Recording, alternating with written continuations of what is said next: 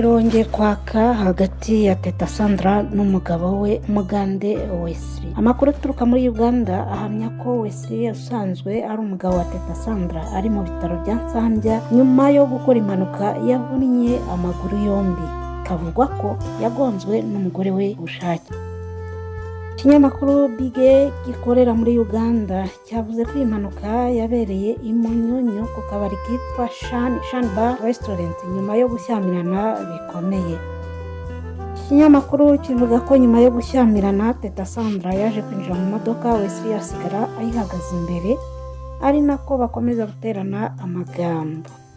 Birangira uyu mugore ahisemo kwigongera umugabo ku bushake nk'uko bivugwa.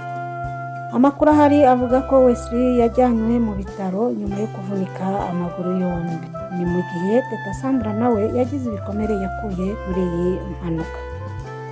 Urundi ruhande ariko hari amakuru avuga ko Teta Sandra yaba yahise atabwa muri yombi nyuma yo kugonga ku bushake umugabo we akavunika amaguru abiri. Nyuma yo kubona aya makuru, ikinyamakuru Igihe.com cyashatse kuvugisha Teta Sandra ngo kimenye ukuri kubivugwa, ariko kugeza ubwo bandikaga iyi nkuru yaratarabasha gusubiza ubutumwa bamwandikiye. Gusa ngo barakomeza bakurikirane ukuri kw'ibivugwa. Si ubwa mbere humvikanye intugunda mu muryango wa Teta Sandra na Wesley, kuko mu myaka ishize bagiye bagirana ibibazo byatumaga banarwana, kugeza ubwo mu 2022 uyu mugore w'umunyarwandakazi yahukaniye iwabo mu Rwanda.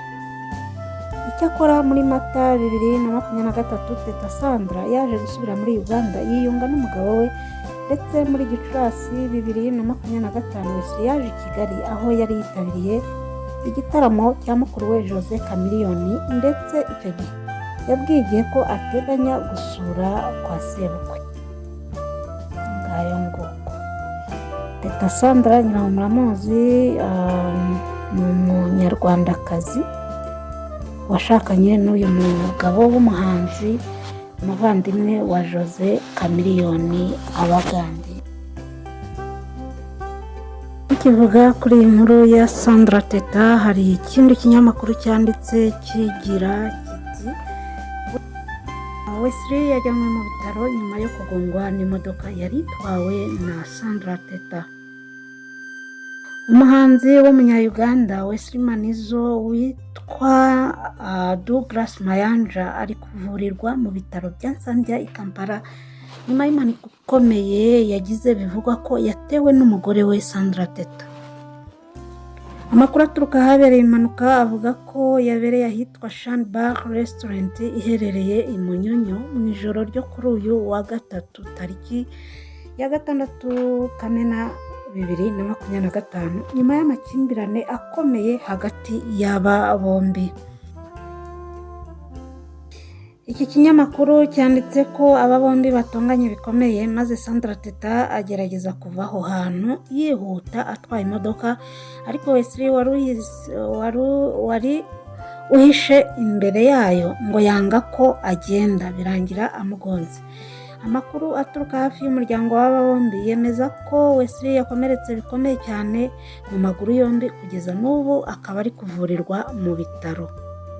Amashusho yagiye hanze agaragaza imodoka y'ibara ry'umweru igonga Wesley, wabonekaga ko afite umujinya mwinshi. Wesley na Sandra Teta bamaze igihe mu rukundo rukunze kurangwa n'ibibazo ndetse n'amakimbirane akunze no kumvikana mu itangazamakuru. Muri Gicurasi 2025 bombi bari mu Rwanda, ndetse byavuzwe ko Wesley yagenzwaga no kujya gusura kwa sebukwe.